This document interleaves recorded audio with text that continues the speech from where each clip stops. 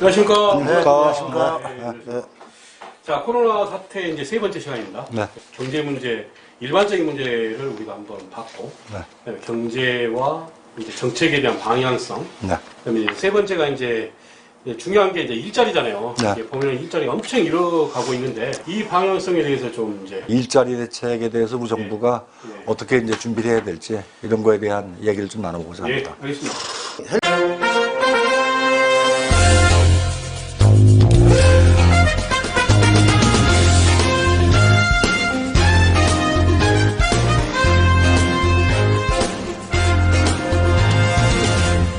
헨리 키신저 예. 그 부분이 장막경제라는 표현을 하셨더라고요. 예. 요약을 해보면 예.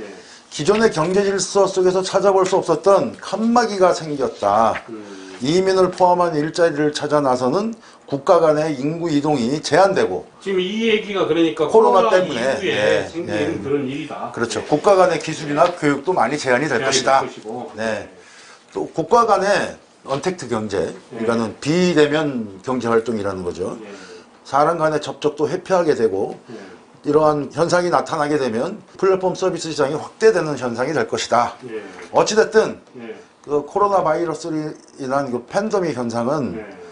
1, 2차 세계대전 또는 대공황, 금융위기 때보다 더 경제적인 충격으로 분석되고 있다. 예. 또 인류사에서 찾아볼 수 없는 실업 폭증, 주가와 유가 폭락이 그 현상으로 나타날 것이다. 뭐 부동산 대폭락도 예정하고 있고, 그래서 건설 부동산 포럼을 개최해가지고 이거 색다른 변화를 위한 제안, 부동산 제안입니다. 이게 부동산에도 코로나가 상당히 영향이 미칠 것이다라는 기사들이 이제 속속 나오고 있네요. 예. 네. 좀 이런 것도 문제지만은 전 세계적으로 코로나를 완벽하게 이제 극복되기는 좀 힘들 것 같아요. 잃어버린 뭐 10%라고 해야 되나요? 지금 10% 정도는 다 하락할 거다. 영원히 소멸될 거다. 영원히 소멸될 거다. 네. 네, 이런 얘기도 나올 거고. 네. 자, 그런 상황에 대해서 어떻게 예측을 하십니까? 그 지금 예측이라는 말이 이건 뭐 감히 할 수가 없어요. 지금은 미국 그 경제학자 프랭크 나이트라는 사람이 있어요. 이제 시카고 학파라고 뭐 수학 가지고 경제 현상을 설명을 하는 그 학파를 얘기를 하는데, 미래 상황을 예측을 할 때 예. 확률적으로 예측 가능한 상황, 예. 이건 위험이라고 표현합니다. 위험이라죠. 예. 근데 도대체 깜깜이 예. 모르겠다. 이걸 불확실성, uncertainty라고 얘기를 합니다. 기업 주가가 어떻게 될 거냐? 과거에 우리 어떤 상황이 있었을 때 주가 변동 사례가 있었습니다. 예. 이런 걸 가지고 수학적으로 뭐 예상을 할 수가 있어요. 어느 정도까지는. 전대미문의 현상이에요. 1차 세계대전 이후에 뭐 이런 게 있기 때문에 미래 예측을 한다는 것이 불가능하다. 뭐 거의 불가능에 가까운. 그러니까 이분이 네. 지금 최근에 이 말을 했다라는 거죠? 네, 그렇습니다. 아닙니다. 이 말은 굉장히 오래된 말인데. 오래된 말인데. 지금 요번 팬데믹 코로나19 상황을 네. 위험한 사건이다, 이렇게 상황이다, 이렇게 보지는 않고 네. 미래 예측이 어렵기 때문에 불확실한 상황이다. 이렇게 보는 게 맞다. 세상이다. 네, 그렇습니다. 예, 그건 네. 이제 우리 소장님 의견이 아니라 이분의 의견이래요. 아닙니다. 그분은 옛날에 미래를 예측할 때 예. 아주 좋은 의견 같습니다. 예, 학설로 지금 발표하셔도 될 것 같아요. 아닙니다. 이게 너무 겸손하신 것 같고, 참 좋은 의견이었습니다. 네. 우리 방송에 또 새로운 학설이 하나 생겼습니다. 아닙니다. 예. 아예 그냥 문제점을 짚을 수 없을 정도로 급한 상황이 됐잖아요. 문재인 대통령께서 지난 10일 오전 청와대 출주관에서 취임 3주년 특별 연설을 하셨어요. 네. 또 이제 이렇게 두 가지를 중점적으로 얘기를 하셨네요. 보통 얘기하는 사회 안전망에 예. 대해서 이제 쭉 한번 검토를 해보니까, 예. 보니까 이제 전화위복이라고 예. 꼭 세계적으로 어려울 때 네. 이런 안전망에 대한 법들이나 시스템들이 구축이 됐더라고요. 미국 대공황 1935년도에 이건 색다르네. 미국의 그 사회복지법이 제정이 됐는데, 이때 이제 고령연금, 실업보험 뭐 이런 걸 골자로 하는 사회보장법이 됐고, 예. 영국에서도 2차 세계대전에 1942년에 네. 베버리지 보고서가 발표를 했어요. 그래가지고 복지제도가 마련을 또 했더라고요. 예. 1998년 우리나라는 IMF 외환위기를 극복하는 과정에서 네. 국민 기초생활보장제도가 도입이 됐죠. 네. 아니, 그럼 이거 간단하게 국가가 어려우면 이런 제도가 생기네요. 그렇습니다. 보릿고개? 네. 엄청난 보릿고개 있었잖아요. 그렇죠. 네. 그때 그렇게 이제 국유제도가 생긴 거죠. 네. 네. 그러니까 이번에 이제 코로나에 그 뭐 고용 안전망을 더 확충을 해야 되겠다. 예. 타이밍적으로는 아주 적절하지 좋은 않았나. 말이다. 네, 특히 특수직 고용자들, 뭐 이런 분들, 우리 다 주변에 있는 사람들이다. 보험 설계사, 학습지 교사, 택배 아저씨, 네. 킥 서비스, 오토바이. 네, 미용실의 그 프리랜서 뭐 이런 분들 시적절하지 않았냐? 전개하는 과정에서 좀 합리적인 공감할 수 있게 잘 해지겠죠, 뭐. 자기들이 하도 욕을 얻어먹으니까 나중에 국회에서 뭔가 조금이나마 좋은 일을 하고 가자 네. 라는 취지로 온 것 같아요, 한노이가. 한노이가 열렸습니다. 전체회의에서.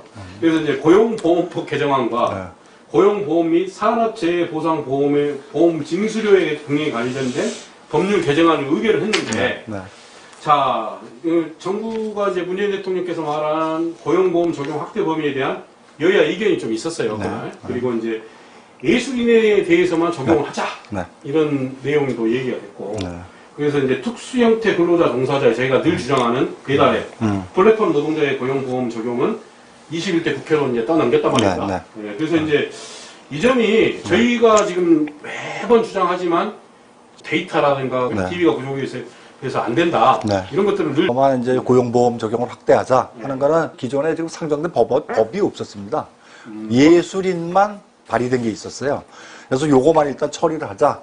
이렇게 해서 이제 예술인만 처리된 법안이 올라가 있었고 지금 나머지는 특수직이나 이런 것들 이런 것도 이제 문재인 대통령께서 네. 이제 며칠 전에 말씀하신 거니까 이제 논의가 그렇죠. 시작이 이제 되겠죠. 어떻게 보면 충돌이 좀 있었겠죠. 네. 그랬네요. 그래서 이제 특고직에 대해서 이제 특고직이 있고 더 뒤에 있는 데가 그 자영업자나 프리랜서가 있는데 먼저 이제 자영업자 프리랜서 얘기는 나중에 하더라도 그렇죠. 특수직 고용자 특고에 대해서 한번 얘기를 해봅시다. 우리 이제 헌법부터 제가 이제 고쳐야 된다. 특고직 문제 해결을 하려면. 헌법부터 그러셨죠. 헌법 고쳐야 된다. 대한민국 헌법을 이렇게 가만히 읽어보면 노동자, 근로자, 농민, 공무원, 중소기업. 중소기업에는 자영업자가 포함이 됩니다. 이런 사람들의 권리와 의무가 명확하게 들어가 있어요. 근데 지금 라이더 같은 사람들, 이런 사람들은 노동자, 농민 여기에 해당 안 됩니다. 그렇죠. 해당이 안 돼요. 대한민국 국민의 자기 권리를 주장할 신분적 지위를 갖추지 못하고 있는 겁니다. 이런 사람들은 왜 그런가? 고용주로부터 근로의 대가를 받는 게 아니에요. 그러니까 사업자도 아니고 노동자도 아니죠. 그렇기 때문에 이제 특고라는 말로 일자리가 불안정한 이런 모든 근로 형태를 다 아우는 건 불가능하다고 생각합니다. 그렇기 때문에 이걸 세분화해야 돼요. 특고라는 말은 법률 용어도 아니고 두리뭉실 만든 말이고 그 노동부에서는 보니까 9개 직종을 얘기를 하더라고요. 특고, 9개 직종이요? 네, 보험 설계사나 골프장 캐디, 뭐 퀵서비스 뭐 이런 사람들을 쭉 얘기를 하는데 이 9개는 뭐냐면 비교적 소득 파악이 쉬운 데입니다. 보험 설계사들은 보험회사로부터 돈을 받죠. 학습지 교사도 학습지 회사에서 돈을 받죠. 그렇기 때문에 소득 파악이 비교적 쉽죠. 그런데 우리가 얘기하는 라이더나 이런 분들은 사실은 지금 노동부가 얘기하는 특고라는 분류에도 들어가지는 못합니다. 개인 사업자 유형이 아닐까요? 근데 거기에 중간 유형 같기도 하고. 뭐 그렇게 본다면은 개인 사업자로 가야 되는데 뭐 프리랜서도 아니고 그렇기 그렇죠. 때문에 애매하죠. 이런 거에 대한 신분상이 이분이 어디에 있고 예를 들어서 지금 라이더 같은 사람들은 중소벤처기업의 보호를 받아야 되는 건지 내 권리 주장을 노동부가 써야 되는 건지 그렇죠. 신분이 지금 뭔지가 데피니션이 없어요. 그러니까 이제 이거에 대한 부분은 헌법에서는 규정이 됐던 게 이제 뭐 헌법 만들어진 지가 뭐 꽤 됐지 않습니까? 네, 그렇습니다. 그러니까 이제 21세기에서 급기관 변화 때문에 네. 새로운 직종이 생겼으니까 그렇습니다. 이런 부분들을 고쳐야 된다. 그렇습니다. 이런 뜻이죠? 그렇습니다. 그다음에 우리가 여러 번 말씀드렸지만 폐지 줍는 노예는 특고에도 해당되지도 않습니다. 이 숫자가 160만 명이에요. 그럼 이런 분들의 권리 보장 이런 것도 어느 법에선가는 무슨 얘기가 근로기준법에 적용을 받는 것도 아니고 기업이기 때문에 무슨 소상공인 보호 지원을 받는 것도 아니고 이런 문제점이 있고요. 요번에 이제 예술인이 고용보험의 가입 대상이 될 수 있게 법안이 환노위 전체회의를 통과했어요. 아직 본회의를 통과한 건 아닙니다. 이 고용보험 대상인데 자영업자 종업원들 같은 경우는 자영업자가 좀 돈을 대주잖아요. 예술인들은 누가 돈을 대줍니까? 그거를 이제 그런 거에 대한 구체적인 논의가 없어요. 이 얘기는 지금 뭐냐면 고용보험이기 때문에 그렇죠. 가입자는 보험료를 내야 돼요. 그러니까요. 그 다음에 내가 실직을 했을 때 보험금을 받습니다. 받아야 되잖아요. 그러면은 정부가 이걸 다 대줄 수가 없습니다. 그러니까. 그렇기 때문에 소득 파악이 돼야 그 본인한테도 예. 고용보험 가입 대상자인 본인한테도 보험료를 받아야 되고 그렇죠. 사업자한테도 돈을 받아야 돼요. 예. 근데 이런 내용들이 예. 정확하게 지금 법만 그냥 예술인은 고용보험 적용한다고 얘기가 나와 있지 나머지는 다 시행령으로 미뤄져 있어요. 그러니까 이제 소득 파악 DB가 확보가 안 된 상태에서 네. 이거를 시행을 했다가는 정부에서 상당히 그 무책임한 그러니까 네. 원론적인 정책이다라는 비난을 엄청난 혼란이 좀 있을 수 있다. 있을 이런 거라고 얘기 아닙니까? 예상해요. 그죠? 네. 네. 자, 예술인이 네. 누가 예술인입니까? 예. 제가 볼 때 미술 뭐 작품 만들어서 파는 사람 예술인이죠. 예. 7080 가면 기타 치시는 분들 음. 그 사람들 보수 예술인이죠. 받습니까? 안 받죠. 그 사람은 공연료 받죠. 보수 아니 공연료도 안 받습니다. 안 손님들이 팁 줍니다. 팁으로 좀 팁으로 네네. 먹거든요. 그런 사람들 소득 파악을 어떻게 해서 예술인이 누군지 이 사람들이 소득을 어떻게 파악해야 될지 그분들이 예술인에 들어가나 있는데 기타 치신 분들이 예술 특고직은 아니죠. 특고직은 특고직이라고 아니고. 지금 정부에서 얘기하는 거는 네.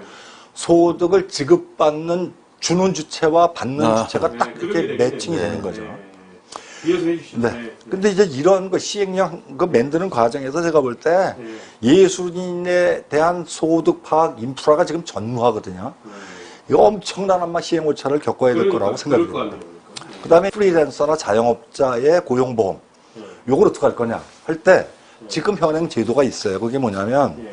두루누리 사회보험료 지원제도라는 거예요. 두루누리 요건 이제 박근혜 대통령이 국회의원 시절 때 18대 때 요거를 질의를 통해 갖고 만든 제도예요. 인 미만 사업장의 근로자와 사용자가 부담하는 고용보험과 국민연금 보험료의 90%까지 대해서 정부가 지원해 주는 겁니다. 아 이거 좋네요.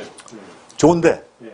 문제는 뭐냐면 예. 이런 제도가 있음에도 불구하고 예. 자영업자의 고용보험 가입률이 거의 제로입니다. 10%만 넣는데도 안 돼요? 그러니까 내야 될 돈을 90%까지 내주는데도 그러니까. 그런데도 지금 제가 알기로는 뭐 1%도 안 되는 걸로 알고 있어요. 자영업자의 고용보험.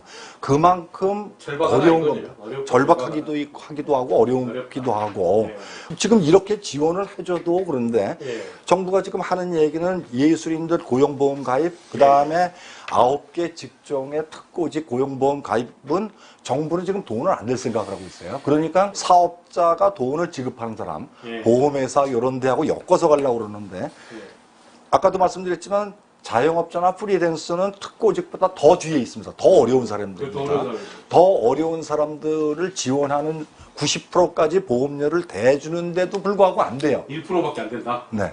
그렇다면 그 앞에 있는 특고직을 어떻게 할 거냐? 네. 이거 굉장한 사회적 논의가 있어야 되고 법은 통과가 됐지만 시행 저는 하는데 근데 이제 제가 보기에는 엄청난 일단 법은 통과가 됐고 네. 고용보험 전국민 고용보험이라는 게 약간 긍정적으로 좀 한 발 나아갔다고 생각하는 게 이제 공무원들한테 미션을 준 거예요. 제가 보니까 네. 이거는 네. 대통령이 이제 앞으로 이제 그만 놀고 이런 DB 확보해라 이런 뜻이 아닐까. 저는 우리 방송을 좀 보셨지 않았을까. 맞습니다. 이런 생각, 지금 뭐냐면 그런 생각이 좀 들어가거든요. 정확하게 표현하신 거예요. 대통령께서 그 말씀을 하셨죠. 네. 근데 그거는 지금 네. 우리 특고직이나 고용보험에 그동안 얘기가 없었어요. 근데 네, 대통령께서 그러니까. 전 국민 고용보험 시대를 열겠다고 말씀하셨어요. 네. 근데 환노위에서는 예술인만 고용보험 가입하는 법안이 상정돼 있기 때문에 그렇죠, 그렇죠. 그 전체에서 그거만 처리한 거예요. 어저께 고용노동부 장관이 네. 하신 말씀이 네. 9개 직종에, 9개 네. 직종은 특고라고 얘기하는 그 많은 어느 직종 중에서 네. 돈 주는 사람과 근로의 대가를 지급하는 사람과 받는 네. 사람이 파악이 쉬운 보험 설계사, 네. 꼼짝 캐디 이런 사람들, 이런 네. 사람들을 그 고용보험에 가입시키는 법안을 발의하겠다고 어저께 그러니까요. 얘기를 네. 했어요. 그러니까 아까 말씀하신 대로 네. 공무원들이 열심히 해라 네. 했는데 네. 그렇다면은 그 뒤에 있는 프리랜서나 자영업자는 네. 두루누리 사회보험료 지원 90%까지 지원해주는 제도가 있음에도 네. 가입이 안 되는데 네. 정부 재원 부담이 없이 정부가 90%를 지원해도 잘 안 되는데 이 앞에 있는 사람들을 어떻게 정부 부담을 참 난쟁이 피해가면서 이걸 해결해야 될지 아마 엄청난 그러니까. 논란과 시행 오차가 있을 거라고 그러니까 생각합니다. 좀 그 전에 이거를 시행하기 전에 좀 뭔가 준비를 착실히 해서 네. 우리가 이제 박근혜 정부 때 했던 네. FTA 한중 FTA의 문제점을 네. 얘기했듯이 네. 좀 그런 부분들을 국민의 입장에서, 국민의 시각에서 네. 뭔가 정책을 폈으면 네. 이게 이런 오류가 없었을 건데 네. 어차피 오류가 있는 거 이제 잡아 나가야 되잖아요. 어차피 돌을 던져놨으니까 해야 되잖아요. 그러면 그 우리 7080에서 기타 치시는 분도 있지만 우리 지금 대학로 가면은 연극하시는 분들 그렇죠, 있죠. 연극하는 이 사람들의 돈 주는 사람들은 대체로 2단계, 3단계, 다단계 하청 구조가 있습니다. 이 사람들한테 봉급을 주는 사람들은 거의 지난 방송에서 저희들이 얘기했던 바지사장급입니다. 예. 무슨 사고가 터지면 책임 전가시키기 위한 구조로 돼 있기 때문에 이 지금 우리 코로나 사태가 터져가지고 헌법부터 제가 바뀌어야 된다고 이 사람들의 지위와 신분 생활 실태를 정확하게 근무하는 형태를 정확하게 파악하지 않고 고용보험부터 뭐 가입하게 택도 없는 소리입니다. 그래서 택도 없는 소리여도 시도라도 말이라도 한다는 끝냈으니까. 게, 시도라도 한다는 게 우리 공무원들이 그런 것 때문에 시도조차도 안 했지 않습니까?